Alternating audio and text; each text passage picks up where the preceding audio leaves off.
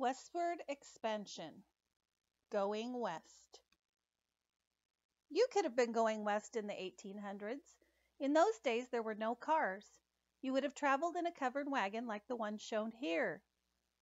Covered wagons were sometimes called prairie schooners because they were like ships sailing across the prairie. The wagon covers looked just like ship's sails. Your wagon would have been pulled by horses, mules, or oxen. You and your family would have bumped along on unpaved, dusty roads. You would have traveled all day long, and it would have taken you about 6 months to get from the east to the west. Does that sound like fun? Actually, your trip might have been even harder. Your family would have had to pack everything you owned into a wagon, including personal belongings, like clothing, food, water, and supplies. So there wouldn't even have been enough room for you to ride in the wagon. They packed their belongings into wooden trunks and put the trunks into the wagon. That's right, you might have had to walk all the way to Oregon.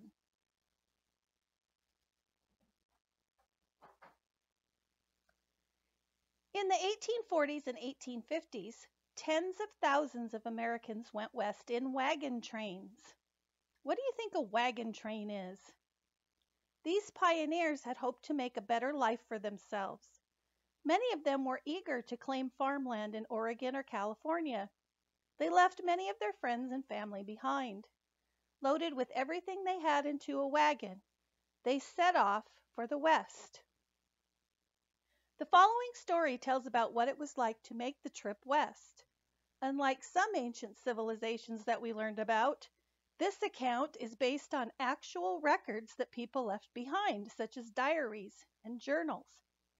In this account, the Morgan family makes the trip from Indiana to Oregon. The Morgans were farmers. They hoped to start a new life in Oregon, and this is their story. The Morgans left for Oregon in April of 1846. They had a single wagon loaded with all of their belongings. Can you imagine trying to fit everything your family owns into a covered wagon? Mrs. Morgan and the young children rode in the wagon. The older children walked alongside. They also helped herd the cows that trailed along behind the wagon.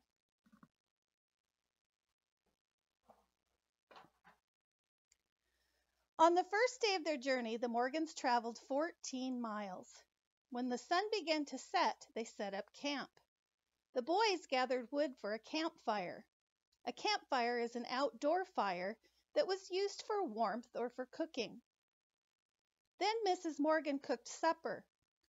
After supper, Mrs. Morgan set up beds for the children in the wagon. Once the children were asleep, she lit a candle and wrote the first entry in a journal that she'd decided to keep. April 11th, 1846. We began our journey to Oregon. We made 14 miles on our first day. The sun felt warm upon our skin as we made our way along. Our journey was brightened by the wildflowers that dotted the landscape. By the time we made camp, the older children were exhausted from walking. I have to admit that I gave them each a little extra stew for supper tonight. For the next few weeks, the Morgans traveled west across Indiana and Illinois. They rose early each morning and traveled until just before sundown. On their good days, they covered 20 miles. When it rained or the roads were bad, they covered fewer. Today, our cars can take us more than 65 miles in an hour. So 20 miles in one day isn't a lot, is it?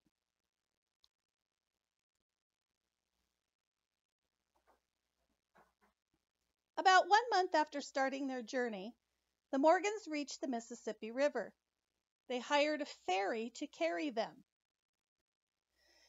It also carried their wagon and their animals across the river.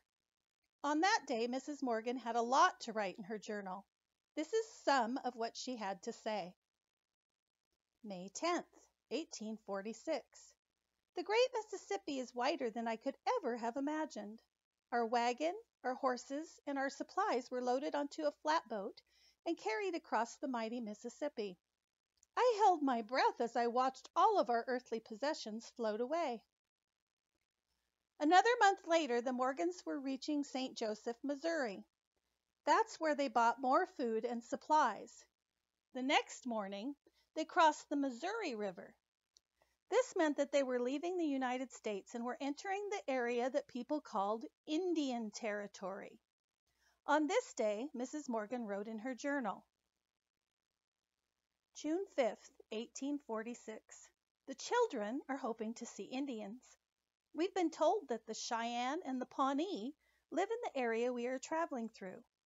We have heard that they are sometimes willing to trade horses and food for clothing and tobacco.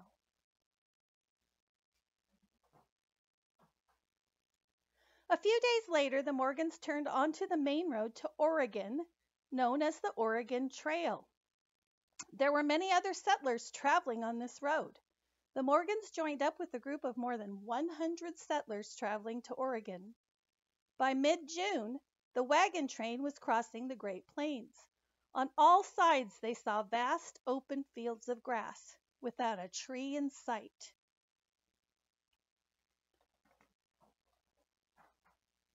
The Morgans also began to see large herds of buffalo. They noticed that these magnificent creatures spent much of their time with their heads bowed, grazing on the abundant grass. On one moonlit June night, as the stars sparkled in the sky, Mr. Morgan shot a buffalo, and Mrs. Morgan cooked the meat for supper. On that night, Mrs. Morgan wrote this in her journal. June 14th, 1846. Buffalo meat, although tasty, takes a lot of chewing. I watched the children eat as the flames from the flickering fire lit their dirty faces. The good thing was that while they were chewing, they weren't complaining. A few days later, the Morgans' wagon broke.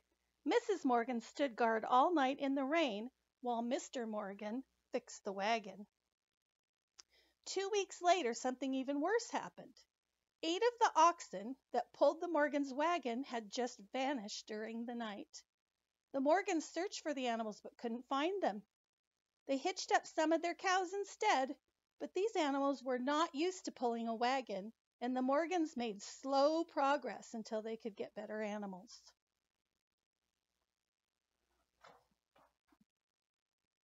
In mid-July, the Morgans reached Chimney Rock. Chimney Rock. Why do you think it's called Chimney Rock? You can see Chimney Rock in this photograph. It's in Nebraska. While admiring the sights, Mrs. Morgan and a friend almost got caught in a hailstorm. That's why Mrs. Morgan had to say on this adventure in her journal that evening. July 15th, 1846. We are making much slower progress. Yesterday, we only covered 11 miles. We were delighted to see Chimney Rock, though we had the most dreadful hailstorm. Mrs. Peterson and I were pelted by hailstones the size of small rocks. The hailstones tore some of the wagon covers off, broke some bows, and scared several of the oxen away.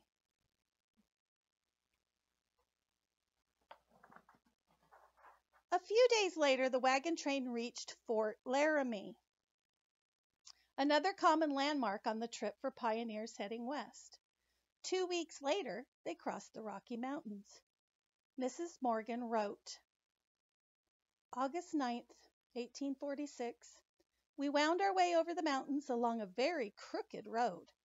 It had rained and hailed all day, which made it very disagreeable. However, Papa and I smiled so as not to discourage the children. In late August, the Morgans traveled across a dusty, dirty, dry desert. Mrs. Morgan wrote that the dustiness was like nothing her friends in the East had ever seen. August 30th, 1846.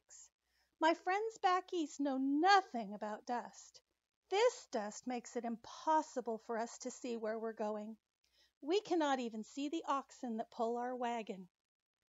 The cattle struggle to breathe, and we have the taste of the dusty air in our mouths all the time. When the children go to sleep, every one of them is covered with a layer of dust. In mid-September, the Morgans encountered some Native Americans on their journey, and Mrs. Morgan wrote, September 14th, 1846. We saw Native Americans along the Snake River. They have few horses and no blankets. The immigrants are happy to trade them some old clothes for fish. Toward the end of September, a young woman in the Morgans' party decided that she'd just had enough of the Oregon Trail. She sat down on the side of the trail and claimed that she could not travel any further, and then she began to sob loudly. The Morgans felt sympathy, meaning that they felt sorry for her, but there was nothing else to do but to press on.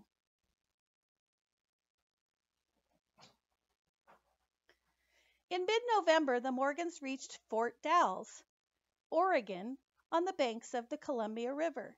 They built a raft that would carry them and their things down the river. Unfortunately, it had been raining for several days. The river was flooded and running too fast for the raft. The Morgans had to wait for several days by the riverside. It was cold, rainy, and windy, and the family huddled around a campfire to try to stay warm. Mrs. Morgan recorded 2 entries while waiting for the weather to improve. November 14th, 1846. We are unable to move forward. We must wait for the wind to ease. We have 1 day's provisions left. The warm sunshine has abandoned us and we're chilled to the bone. November 16th, 1846. No let up in the weather. If anything, it's worse. Waves rise up over our simple raft. It is so very cold that icicles hang down from the wagon. On all sides we see vast open fields of grass without a tree in sight.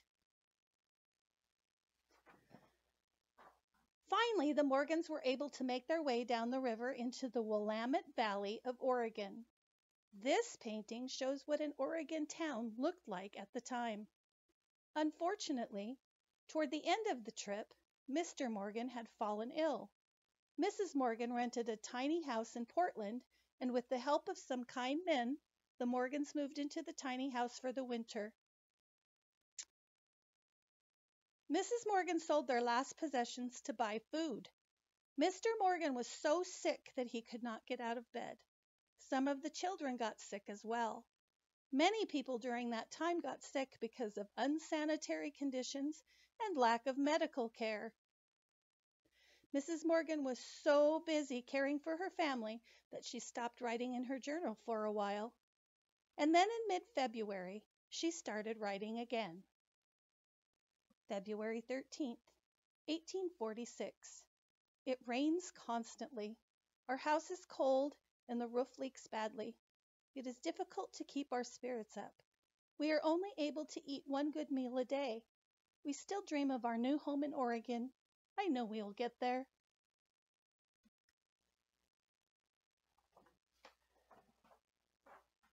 Mr. Morgan recovered, and in the spring, the Morgans family settled on a farm in Oregon. The Morgan family's journey ended very well, though for many others who traveled west, it did not. So the next time you're on a long trip, thinking how boring and terrible it is, think of the Morgans and their trip to Oregon, and remember, it could be worse.